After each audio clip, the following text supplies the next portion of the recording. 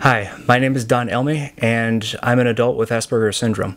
And for this video, I want to talk a little bit about autism and how it affected me over the years, from my childhood when it was much more worse than it is now. So I was diagnosed with autism possible Asperger's in December 6th, 1996 when I was 4 years old. And back then, I had a lot of repetitive behaviors. I had trouble communicating, and I remember I was stuttering a whole lot when I was younger. Like, I had trouble putting words together. Like, I remember they were saying that when I first started talking, I wouldn't respond properly to people. Like, my parents, whenever my dad asked me, "How was your day, Don?" I said, "How was your day?" And he's like, No, how was your day?" You know, like, I had those kind of problems, like repeating what other people were saying. I've started developing, a bit more when I was around 12 years old, I believe. And I started showing just a slight bit of self-awareness, but I still couldn't develop social skills. I still couldn't develop any social skills. It was only until recent years, I think it was for the past 7 years, I started to develop more social skills, and I became more functional and self-aware of my actions, because I remember having trouble starting conversations, keeping conversations with other people, or just talking about what everyone else was interested in. Like, most of the time I talked about what I was interested in. And one of the problems that I still have to this day is, just saying things all the way through. Like, sometimes I need a second to think about if I need to explain something. One thing that does help me when I have trouble explaining things like I am right now is for when I make videos. Like, now that I'm making this video talking about autism, is I'm actually reading off of this. I just typed this up. I'm just telling you this just so there's no confusion. If I'm looking down or anything like that, but I might as well tell you about this right now. I typed up a few things, a few key points that I want to say for this video, in case if I have trouble explaining things all the way through. So one of the biggest ways autism has helped people with Asperger's syndrome most of all is the way they have intense interests, and it leads them to bringing great things into this world. Like, one of the best examples is the creator of Pokemon, which I type up his name here. And let's see, his name is Satoshi Tajiri. Forgive me if I mispronounced that. But I looked up this article about this guy where he talked about how he liked to collect insects when he was a kid, like all kinds of bugs and all that. And then he had an interest in video games. And so he kind of combined both of those things, because that's what Pokemon is. It's like a video game where you collect all kinds of monsters to fight other monsters.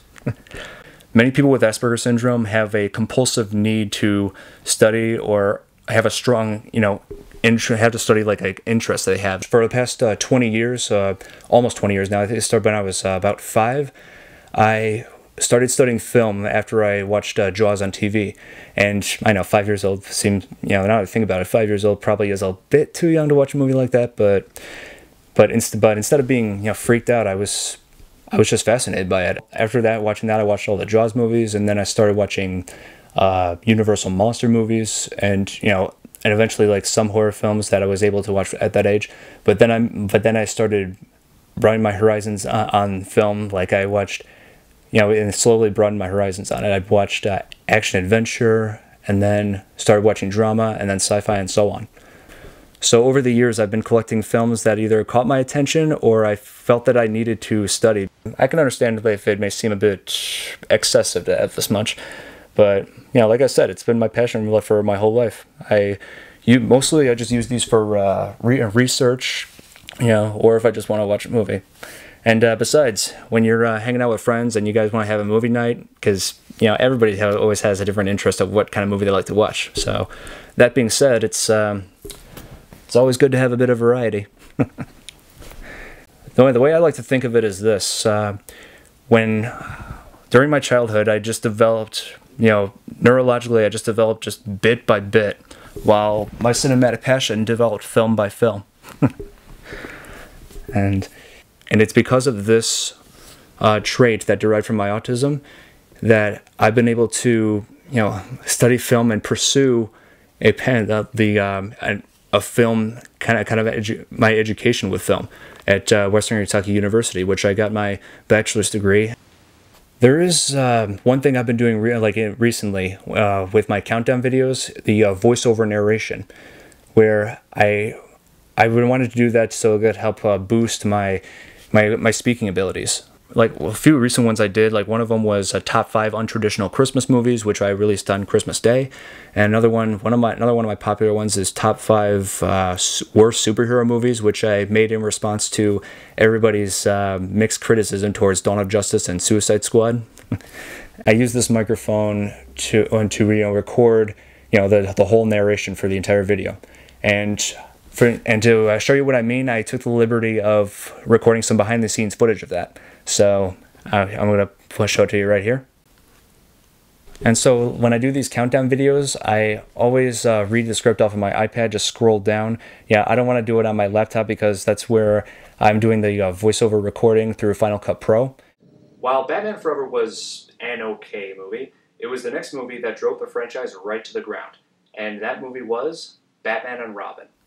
And whenever I do these videos, like on average, I do at least a dozen takes on each line. And for me, like the trick is to just never be nervous that you'll screw up a line.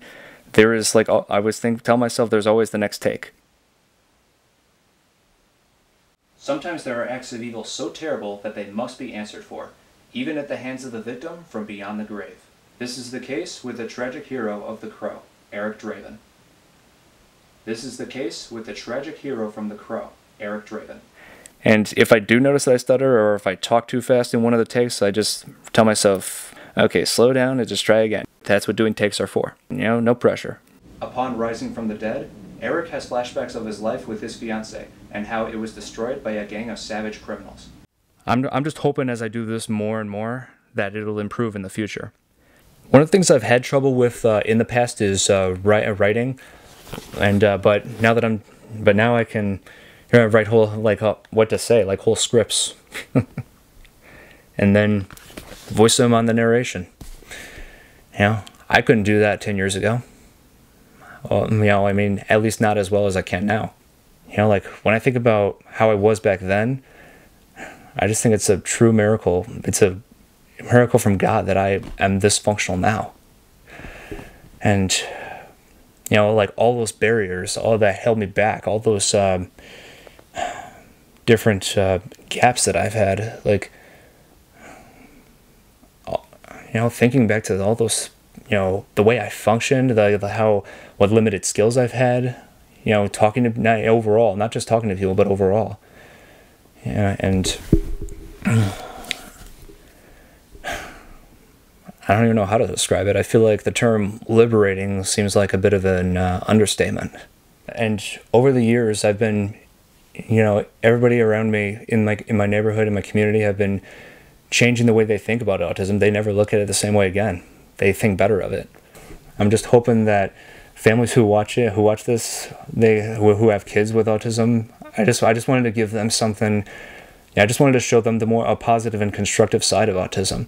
How autism has led me to pursue a passion with film, and how it's led me to inspire my whole community to change the way they look at autism, to improve the way they think about it, to have hope for them, to never lose faith, because this is the first time I've ever addressed it like this publicly online, and I feel like that's I'm